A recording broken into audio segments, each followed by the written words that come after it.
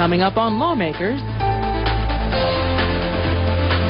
the House passes a bill that would protect the display of historical documents in public buildings, including the Ten Commandments.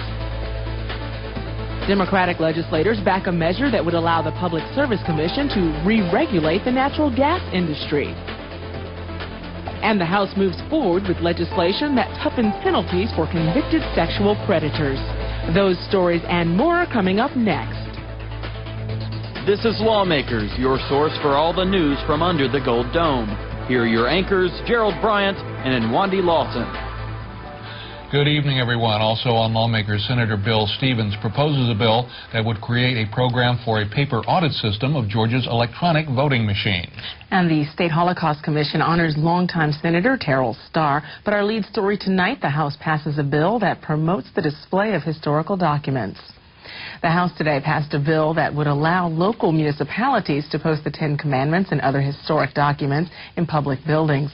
The bill would also require the State Attorney General's office to defend those local governments if they're taken to court for posting the documents. Lawmakers Jesse Freeman joins us live with more. Jesse. Well, thank you, Nwandi. Two of the primary sponsors of House Bill 941 are from Barrow County.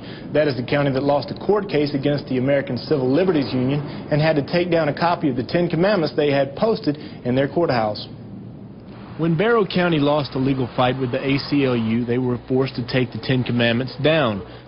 Two Barrow County representatives want to make it easier for the county to fight a legal battle. About 3+ years ago, a lifelong resident of Barrow County hung a display of a simple document of the Ten Commandments in our courthouse. It was the copy of the Ten Commandments that day set forth and set in motion a series of events that would forever change my county, Barrow County. We feel that there is a real need to educate the public about the history and background of American law, that America's religious heritage played and continues to play an important role in the history and background of American law. Much of today's debate centered around the social and financial implications of the bill. I don't think the primary responsibility of this body is to tell different people that this is what we as the legislature consider appropriate for them to be allowed to be displayed. We've had lawsuits in this area. It's going to cost some money. And you know, folks, and again, I do not question the author's sincerity or their politics. But you know something? We've been down here about 10 days, I guess, Mr. Speaker. And somehow, some way, I'm a lot more concerned about academic achievement. I'm a lot more concerned about the dropout rate. I'm a lot more concerned about all those people on waiting lists for services than where we hang the Ten Commandments. House Bill 941 passed 140 to 26. Now, House Bill 941 requires the Secretary of State's office to distribute copies of the Ten Commandments, Mayflower Compact, and the Declaration of Independence, but it does not require local governments to post those copies. We will have more debate from the House floor on this issue later in the show. Reporting live, I'm Jesse Freeman for Lawmakers. Thanks, Jesse. In other news, the joint House and Senate Democratic Caucus says they want to re-regulate the natural gas industry. Representative David Lucas has a bill that would put the industry under the overview of the State Public Service Commission. Caucus leaders criticized deregulation at a press conference today. Prior to deregulation, Georgia had the third lowest gas prices for their consumers in the country.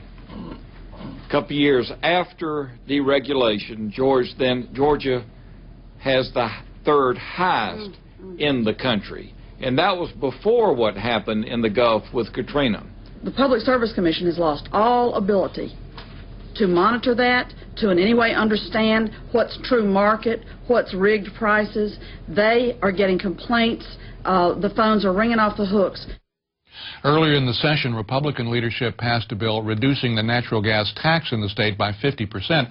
Democratic caucus leaders said that reduction did not adequately address the rising cost of natural gas prices. The gas tax from 4% to 2%, I think it's going to cost us approximately $20 million from the state treasury. And we note that the average savings for each household will be $16 to $20, and we feel that the money could be redirected, and an alternative to that would be to put the money in the low energy assistance program, and it would enable some almost 100,000 households to have approximately $200 in assistance. So we think that the fact that we have allocated the money from a budgetary standpoint on a sales tax basis really doesn't give much benefit to the people back home and the people that we represent. The Democratic Caucus leaders say they will host a public forum on the re-regulation issue tomorrow from 4 to 7 p.m. at the Central Presbyterian Church in downtown Atlanta. Senator Bill Stevens thinks Georgia's electronic voting machines should be equipped to create a paper trail. He's filed a bill providing for a pilot program in this year's November elections. Basically what Senate Bill 500 does is create a pilot program in 3 Georgia counties to test the electronic voting machines with a voter verifiable paper audit trail.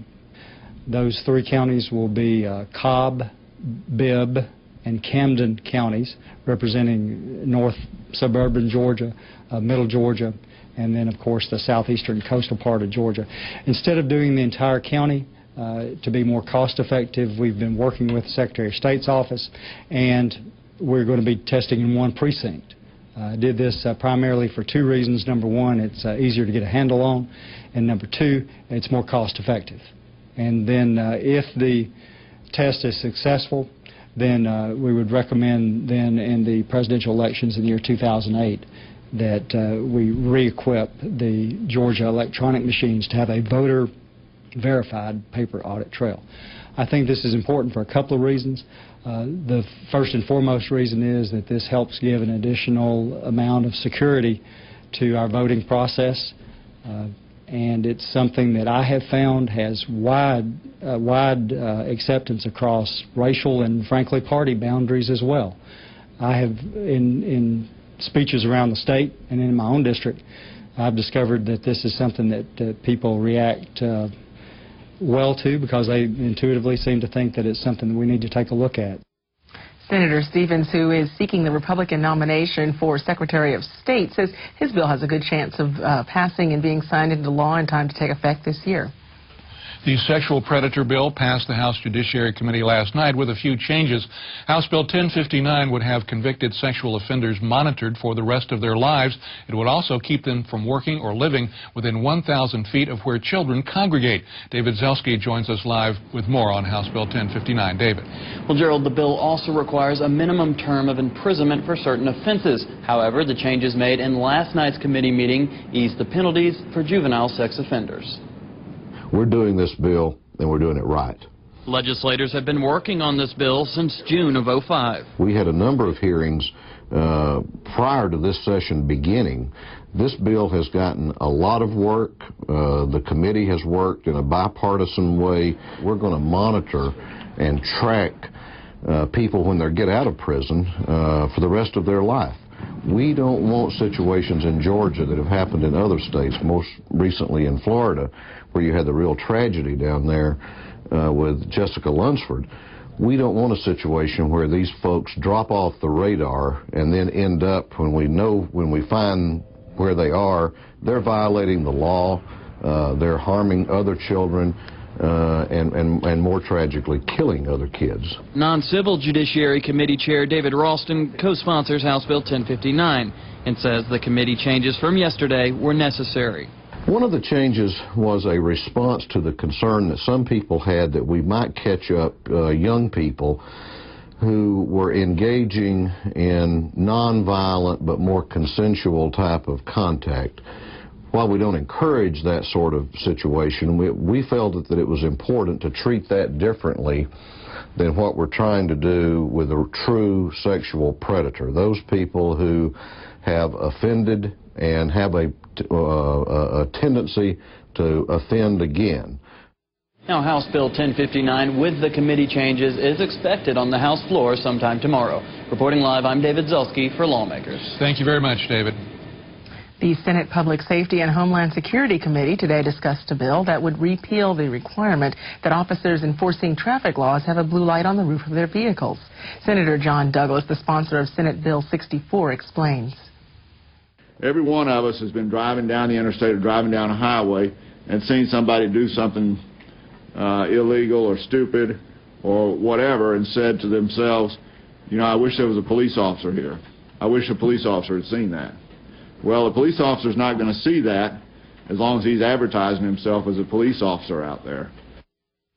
For those who are concerned about driver safety when enforcement vehicles are not equipped with light bars, Senator Douglas went on to explain that citizens will be allowed some leeway.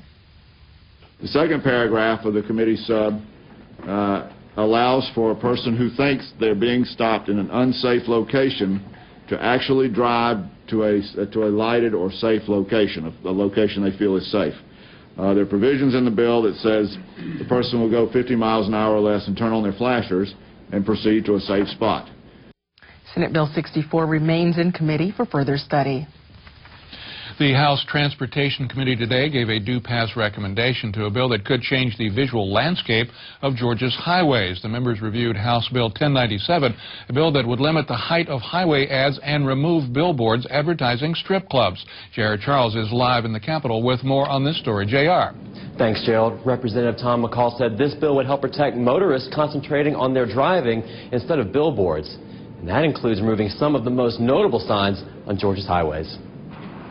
It's not too hard to spot ads for strip clubs. Sun-bleached pictures of girls eagerly tell motorists that they offer live entertainment just a few miles up the road. It says live performances by nude or semi-nude dancers. Oh, I guess that's about as plain as you can put it. Representative Tom McCall says this sort of billboard shouldn't be allowed on Georgia's highways, and his proposed law would do just that. But that's the least of the Garden Club's worries. They testified that reducing billboard height would harm the environment and give advertisers an unfair advantage. Right now, it's not the time for you to undo all the things we've done. Lower the billboards, it's all right. But cutting the trees, if they lower that billboard and they're in the middle of a nice big tree, several trees, and you're telling me that they can do it and lower another one for nothing? I don't think so. Just think about this. I think you need a little bit more study on this before you really pass this out of committee. Now, House Bill 1097 was passed out of the Transportation Committee unanimously despite concerns over free speech and the environment. Representative McCall told me that he'll work with Legislative Counsel to ease those concerns. Reporting live, I'm J.R. Charles for Lawmakers. Thanks for the report, J.R. The Senate Transportation Committee gave approval today to a bill which would mandate that state vehicles using diesel fuel begin using at least 2% of biodiesel fuel by 2010. Senator Brian Kemp presented Senate Bill 453 to the committee. Basically what it'll do is say it'll help us create a market for biodiesel in the state of Georgia, which is environmentally friendly. It's good for our farmers, and it'll help make us a little less dependent on foreign oil, and I know that that's something that we're all concerned with today here in Georgia and in the United States. Faced with the question of whether a large replacement of engines would be necessary for the transition to biodiesel, Senator Kemp explained that the change should be seamless. Most diesel engines now will run with 2% biodiesel. You know, the majority leaders signed on this bill, and I know in his trucks that he's hauling his pine straw trailers with, he's told me that he's running 15–20% biodiesel. So there shouldn't be any mechanical things there. Senate Bill 453 will now proceed to the Senate Rules Committee to be put on the calendar for debate. House Bill 881 received a due pass in today's committee meeting of the House Regulated Industries. The legislation sponsored by Representative Jill Chambers is intended to decrease failure rates for anyone becoming a licensed dispensing optician. Not everybody's going to have the ability to drive all the way to Metro Atlanta to attend DeKalb Technical College, but this way everyone in the state can have the same course of study, know what is expected before sitting for their board exam, and prepare adequately to become a licensed dispensing optician. Representative Billy Mitchell gave his enthusiastic support for the bill and for Representative Chambers. And certainly with other states doing this, we need to bring up economic opportunities that will present themselves as a result of this bill being law. I think Representative Jill Chambers needs to be applauded for addressing this need, and so that's why I have no choice but to enthusiastically support the bill. Currently, Georgia is the only state with no licensing for opticians. If passed, the new licensing measures would take effect January 1st, 2007. The House today agreed to allow police previously barred from a peace officer's retirement fund to buy into the system. The measure applies specifically to black officers who were not permitted to put money into the annuity until the 1970s. It passed the House 2 years ago but stalled in the Senate. Today, the longtime Democratic sponsor of House Bill 101 was joined in support by a Republican who is also a 40-year veteran of law enforcement. Obviously, in the 50s, African-American officers could not have joined the fund because of the segregationist laws that we lived under. Even after 1964, after the Civil Rights Act was adopted, the fund remained segregated. 1976, the doors of the fund did open to everyone. And that's why 1976 is really the cutoff year in terms of the buyback provisions that the state was subsidized. During that time, just briefly, I applied, and most of my fellow officers, which was white, encouraged me to join the Peace Officer Annuity Fund. And I received a letter back, which was very discouraging, that I could not join the fund because of my race. And it was disheartening. A lot of people asked me, so, well, Willie, did you keep that letter? At that time, and I said no. Because I'm a firm believer also, people, that I feel like time takes care of everything. The House approved the measure without opposition. It now moves over to the Senate. The House also agreed to allow magistrate and municipal courts to offer alternative sentencing to certain defendants through the pretrial intervention program. Presenting House Bill 718 shortly after the passage of a bill permitting the posting of the 10 Commandments, Representative Edward Lindsey said that was a sign. Yesterday I had a bill and I had to compete for your attention with Christmas. Today I have a bill and I have to compete for your attention with Moses. I feel as if I need to be called upon to go to church this Sunday. My bill today is a lot less controversial than either of those proved to be. It basically will allow pretrial intervention and diversion programs to be set up in our magistrate courts and our municipal. House Bill 718 passed 158-3 and now moves to the Senate. Earlier in our broadcast, we reported the passage of House Bill 941 by the House of Representatives. That's the bill that allows posting the 10 Commandments and other documents in county courthouses. Here's some more of the debate from the House floor. I do not think that it is good or even right to say that we cannot display the 10 Commandments unless we surround them with secular historic documents. These 10 Commandments are the very moral foundation of America's unique system of law and justice, and are our source of common moral code of behavior. Over 25 years ago, the United States Supreme Court in Stone v. Graham expressly held that the posting of the 10 Commandments in public schoolrooms and all violate the First Amendment guarantee of church-state separation. The court stated, the 10 Commandments are undeniably a sacred text in the Jewish and Christian traditions, and no legislative recitation of a supposedly secular purpose can bind us to that fact, end quote.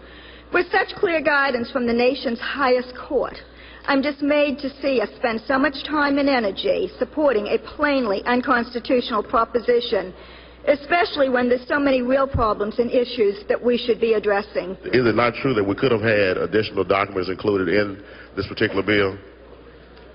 Could have had, yes, sir. Those were just the three that we chose. I would be remiss if it's not true if I would ask you why wasn't the Emancipation Proclamation considered looking at the founding of our nation, which I do support. Is it not true that it could have been listed as well?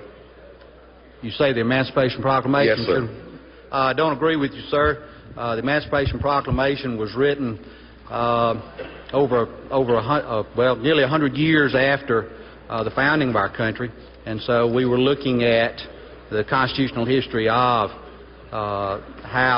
what came up to that point. Our forefathers would probably turn over in their grave if they had any idea that the 10 Commandments was being prohibited from being put in our courthouses and other public places throughout Georgia. One has to only do a little bit of study of history to see that in the early days of our country, a document such as this would not even be questioned. Matter of fact, it's on the Supreme Court has it up there on their walls. We don't need to be up here about the business of setting up particular documents, and as the gentleman from the cab indicated, why not the Emancipation Proclamation? We know that those particular principles that the Founding Fathers came up with were not what they actually believed in. Again, House Bill 941 passed the House by a vote of 140 to 26. It goes over to the state Senate. Meanwhile, the United Methodist Third Annual Day of Love and Justice gathered at the Capitol today in order to advocate for children's health care. Children from St. Timothy United Methodist Church played handbells and sang at the event. Methodist leaders gave their viewpoints on the children's health care. I'm so pleased that our denomination makes it a real priority to come and advocate today for those who don't necessarily have a voice. I do run actually a preschool, a daycare, and so I see every day the need. It's in inner city daycare about 5 miles from here, in a kind of depressed area of our city, and there is definitely a need for health insurance for those 100,000, almost 100,000 children in our community, in our state, that are uninsured. And in the long run, we understand that providing this kind of care for our children is, in fact, in the best interest of our state. Down the road, 10, 20, 30 years, children that have had a healthy start will be productive citizens, and they will make this state even stronger. And if we handicap them from the very beginning, then we will pay an awful price in the years to come. Senator Terrell Starr, the Dean of the Georgia Senate, was honored today by his Senate colleagues and the Georgia Commission on the Holocaust. Here's Senator David Edelman.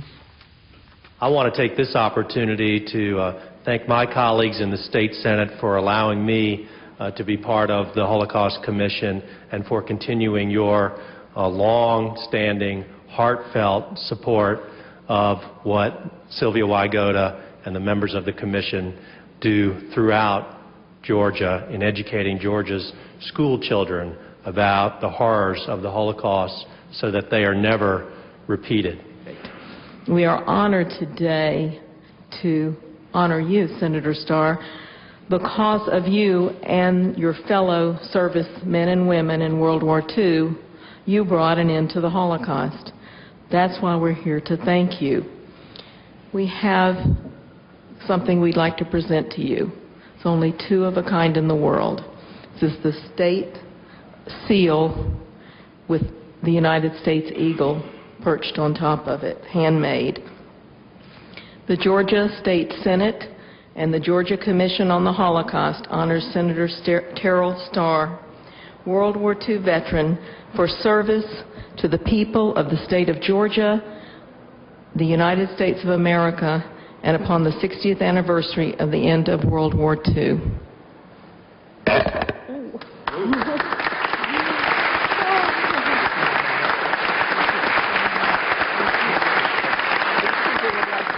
Thank you very much. This is certainly an honor, and I feel like the heroes are behind me. I wasn't much in the Navy. I was just a little fella. And my wife joined me in Klamath Falls, Oregon, at the Naval Air Station. And we were dry land sailors, but nevertheless, we was in the Navy. So we appreciate this morning. We appreciate the breakfast, and appreciate so much all of you people. Great. Thank you very much.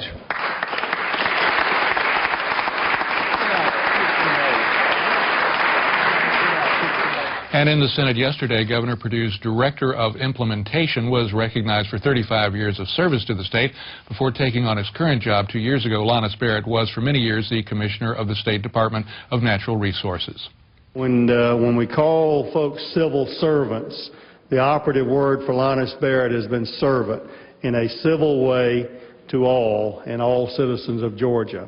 And I think it's so appropriate as we recognize 35 hard-working years of service to the citizens of Georgia, that it's appropriate that we give these recognitions now.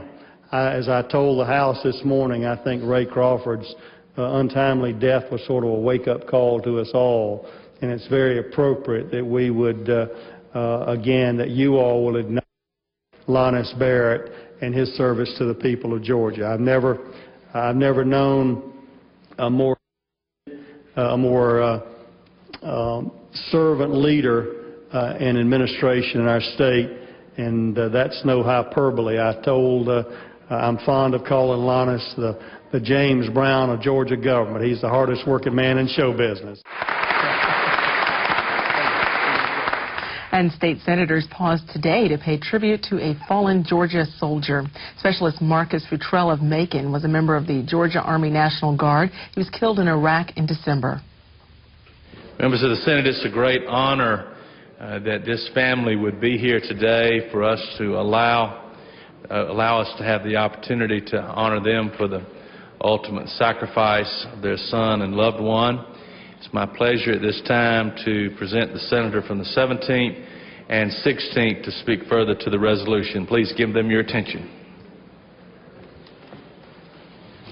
Thank you, Mr. President. It is indeed a proud day for me to stand here and to join in together with the senator from the 26th, the senator from the 17th, and the senator from the 16th to honor one of Georgia's heroes, Marcus Sean Futrell from Macon, Georgia.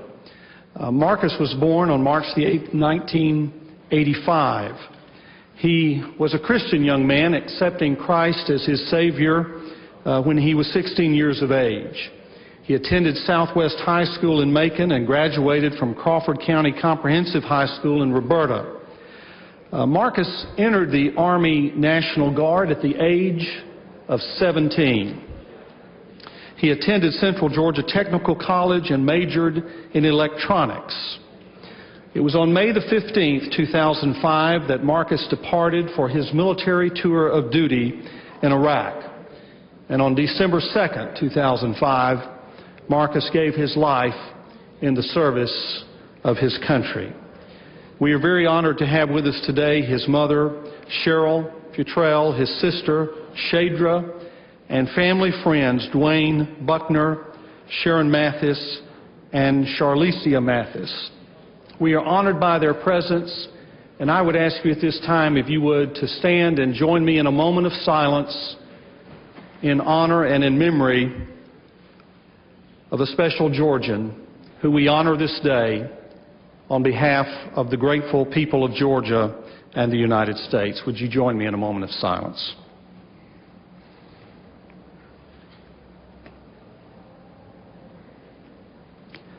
Amen. We add our condolences to the family. Coming up tomorrow on Lawmakers, the Senate is expected to debate the Hope Chest Amendment. That legislation would provide for a referendum to restrict the use of lottery funds. And as we reported earlier, the House is expected to debate legislation that would toughen penalties for sexual predators. We'll have those stories and all the latest from Under the Gold Dome tomorrow night at 7. If you've missed any part of this Lawmakers broadcast, tune in tomorrow morning when Lawmakers repeats at 5:30 a.m. Now stay tuned for Georgia Outdoors. That's coming up next here on GPB.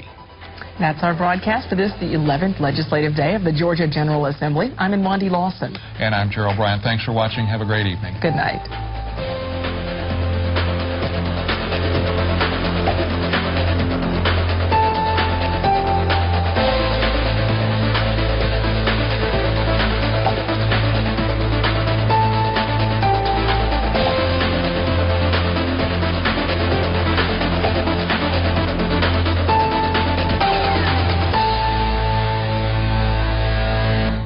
This has been a production of Georgia Public Broadcasting.